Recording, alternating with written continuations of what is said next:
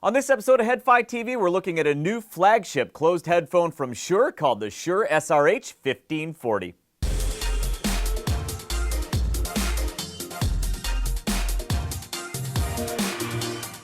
Last spring, Shure contacted me to ask if I wanted to have an advanced listen to a new closed over-ear flagship they were developing called the Shure SRH1540.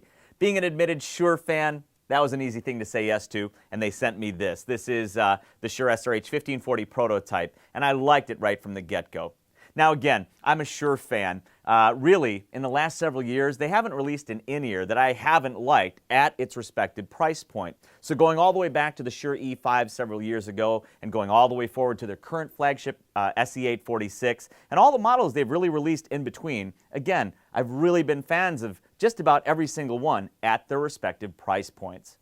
When it comes to Shure's over-ear headphones, though, it's been a bit more hit and miss with me than with the in-ears. So I've liked most of the over-ear models they've released, but there are a couple that didn't really find a lot of favor with me. But let's start with the first three over-ears that Shure released. The SRH240, the SRH440, and the SRH840. I really like all three of those models, even now at their respective price points, and still use and regularly recommend the Shure SRH840.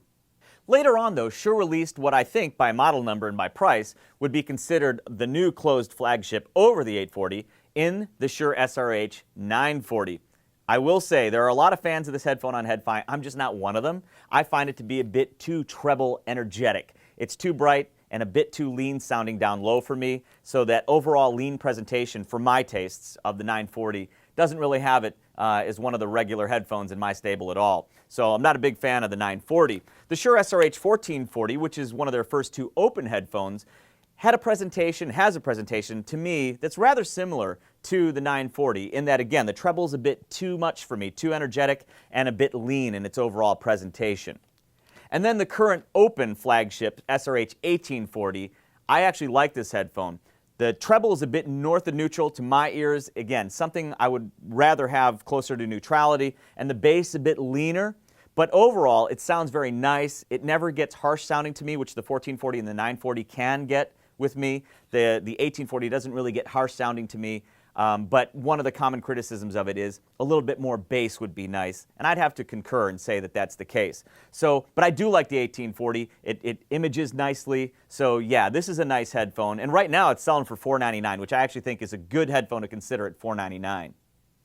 So given the direction that Shure moved in after the SRH840, I was a little concerned about what I might be hearing with the new closed 1540, because if you look at all three of the more recent models in their over-ear line, the 940 and the 1440, and even the 1840, there was a leaner presentation, certainly in the bass, and then in all three examples, to my ears, treble north of neutral. Again, I like the 1840 though, but the other two wasn't crazy about, so I wasn't sure where they were going with the 1540.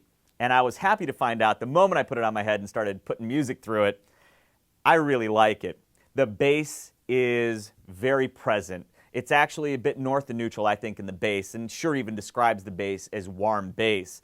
But from the mids on through the treble, very articulate, very extended on the treble, to my ears anyway. And it never gets harsh in the treble, and I don't know that I'd describe the treble anywhere north of neutral. I really like just where it's at. I love the treble presentation of the SRH1540, so right away when I started listening to it, big fan. Now the 1540 is described by Shure as being, as with a lot of their more recent headphones, pro market pieces. They've really focused and emphasized the pro market in the last several years over at Shure. They don't even exhibit at CES anymore because, again, the focus is less the consumer and more the pro. Of course, a lot of audiophiles like pro audio stuff too, and Shure's headphones are certainly an example of that. But with the 1540, what does it sound like? I know it's intended for the pro market. Does it sound like a typical studio monitor to me? Well, to me there is really no typical studio monitor, but it is revealing enough and well within striking distance of neutral enough, certainly through the mids and treble, that I think, yeah, I can see it as a studio monitor. And I love, again, the way it sounds from the mids to the treble. And the bass is, again, north of neutral, very present, but not bloated to me. But if you're looking for a lot of neutrality in the bass, if you just want perfectly neutral, really, from bass to treble, or a general sense of that, this isn't going to be the headphone for you, because the bass is, as Shure describes it, a bit warmer. But it's still well controlled, but it is boosted. but it's a mild enough boost for me that I really enjoy listening to this headphone for just about, well, no, for every genre I've heard. And it has enough bass that when I'm listening to EDM, for example, it's fantastic for that. So actually, just before we started shooting this, I was listening to Alter Bridge. So I was doing a little rocking out, listening to Slip to the Void, and I love the energy that the bottom has on the SRH1540s, certainly relative to any of the three recent headphones over ears, the 940, the 1440, and the 1840. Much better bass foundation with the 1540. And I'm not describing a bass head headphone, but there's enough that I think bass heads will like the presence and the extension on the bass, but it's not so much that I don't think it's going to offend the more audiophile types or those who prefer a more controlled bass, because the bass is still controlled, though mildly boosted. So yeah, from a sound signature standpoint, you know what? It's almost a safe tuning, but I love the way it sounds, given the articulation through the mids and the treble especially. As far as sound staging goes, it's a closed headphone, and you won't be convinced that it's not, but it does have very nice and precise imaging for a closed headphone, so I'm really digging it. It's actually pretty expansive for a closed headphone, but it is a closed headphone and isolation's good. So yeah, 1540 is really nice sonically. I think it's going to be a very popular headphone choice on HeadFi. Again, a safe tuning, but I think one a lot of people are going to like. Now, as far as design goes, the SRH1540 is an extremely comfortable headphone. I love wearing this headphone. The Alcantara Pads, which I'll get to in a second, just make this thing super plush. So you may have noticed it looks a lot like the Shure SRH1840. It's actually more comfortable to me than the 1840 because of those Alcantara Pads. But it shares essentially the same headband structure, aircraft aluminum, very solid, and then they split it at the top. Now that brings me to my one little criticism about the 1840's design. I wish it wasn't split at the top. It's still very comfortable on top of my head, but I think it could have been incrementally more comfortable as a one piece, that is a not divided headband, but a single flat piece instead of the two. But I think they might have done it for styling, I'm not sure, or maybe it's to save weight. And it is very lightweight. It's like 10.1 ounces, by the way, the headphone. So it's very light. And what is that in grams? I think that's 286 grams. So that is very, very light. It's a lightweight headphone, which I really love about it too. Now let's get back to those Alcantara pads. So Alcantara is a synthetic material. I think it was first used in a headphone anyway with the Sennheiser HD800. Then I think the Sennheiser Momentum on-ear is now also using Alcantara. And I love the way it feels. It feels like a very soft suede, and it's just super comfortable against the skin. And it's one of my favorite materials to use for an ear pad. And Shure really knocks it out of the park with this perforated Alcantara. It is just such a comfortable ear pad. I wear this headphone for hours with absolutely no complaints. Now the SRH1540's ear pad is a circumaural design, or around the ear.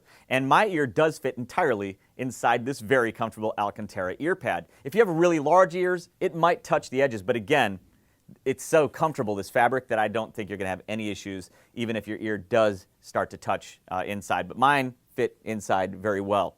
But I love this perforated Alcantara, and I don't know if that's a memory foam, but it feels like it to me. Again, super duper comfortable. The cable design of the 1540 is common to a lot of the other Shure headphones, in-ear and over-ear now. I think the connector is called the MMCX connector. It's that swivel connector that they've been using. Other companies have started using it as well. It's a coaxial swiveling connector, and this is actually a Moon Audio cable. This isn't the stock cable. This is a Moon Audio Silver Dragon that I replaced the stock one with. But the connector is that MMCX swivel connector. Snaps in really easily. You can see how easy that is to take out and put back in. So I like that design, so that if I ever trip over the cable, it can come out really easily and I won't end up ruining the headphone. As far as weight goes, the SRH1540 is actually quite lightweight despite its very full size and the size of the ear cups, which are actually rather large and comfortable. It's 286 grams or 10.1 ounces, so it's actually very lightweight for a headphone this size.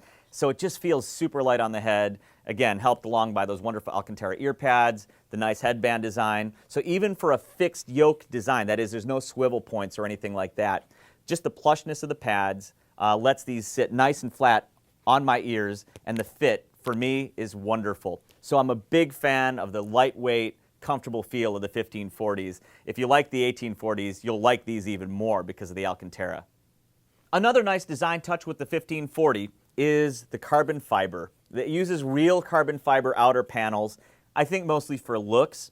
but it does look beautiful, and it's not stickers or faux carbon fiber. These are real carbon fiber panels, and it makes it look very nice. I imagine they're also very durable. And this headphone, by the way, like the 1840 before it, seems to me to be a very durable build. The prototype has been jammed and crammed into bags since I received it back in the spring, and it really hardly even shows any wear. So yeah, very durable design, and it's a very attractive design with the carbon fiber and the aircraft-grade aluminum yokes.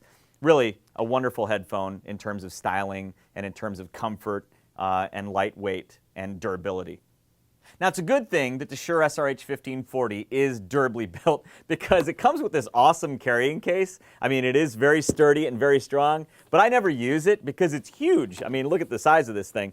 But it's very nice. So if the size doesn't bother you, this large case is very durable and sturdy.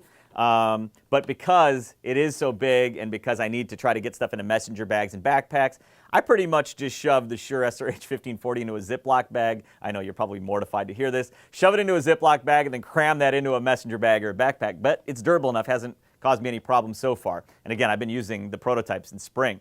But the case is nice, don't get me wrong there, and the packaging of the 1540 is very nice, and it comes with some cool stuff. It comes with 2 cables. So again, I replaced the stock cable with a Moon Audio Silver Dragon, but it comes with 2 stock cables, the one to use with it, and then a spare. And then it comes with a spare set of Alcantara pads in this panel here. It comes with the spare Alcantara pads. I just think that's a really nice touch. I mean, unless you sweat profusely all the time, I imagine those pads are going to last you a long time. I mean, the Shure SRH840 pads, I haven't even replaced mine yet, and I use that headphone a lot over the years. So with a spare set of pads with the 1540, I imagine you're good to go for a good long time. Again, unless you sweat profusely and run through pads really quickly. So the packaging on the Shure SRH1540 is very, very nice. I want to take a quick moment just to detail the manufacturer-provided specifications of the Shure SRH1540 in case you're curious. We'll also put them on the screen here for you. Frequency response is rated by the manufacturer as 5 Hz to 25 kHz. I don't usually put much stock in manufacturer-provided frequency response specs, but there you have it. Again, to my ears, frequency response is good from bottom to top, but that's the manufacturer-provided spec, 5 Hz to 25 kHz. Sensitivity is rated at 99 decibels a milliwatt. I find it to be a rather sensitive headphone, enough that I can use it with my iPhone directly, but it does benefit from a good headphone amp. So if you have a good portable rig or a good desktop rig, definitely use the amp when you can, but in a pinch, if you want to use it with a phone, you can. It is a 40mm dynamic driver inside of an obviously closed chamber, so it's a closed back design. So those are the basic specs of the Shure SRH1540 as per Shure.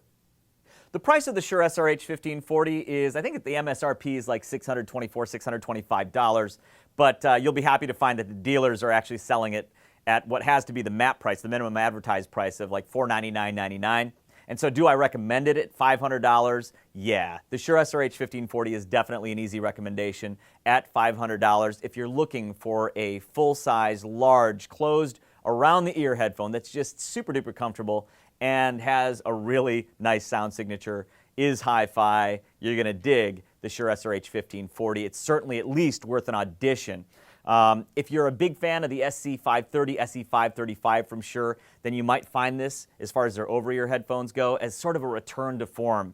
Doesn't sound exactly like those, but it has that nice full bass foundation, nice full mids, and actually might be better treble in my opinion, to my ears, than the SC535. I love the treble on the SRH1540.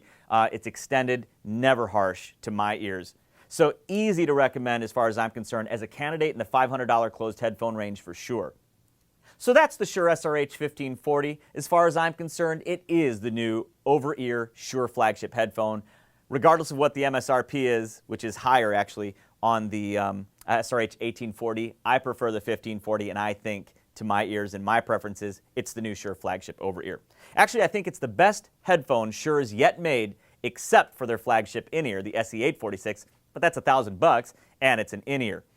So as far as over-ears go, this is the one I've been waiting for from Shure. I'm glad they released it. Big fan. Make sure to audition it if you're in the market for this kind of a headphone, full-size, closed over-ear that's super comfortable. You saw it here, the Shure SRH1540 on HeadFi TV.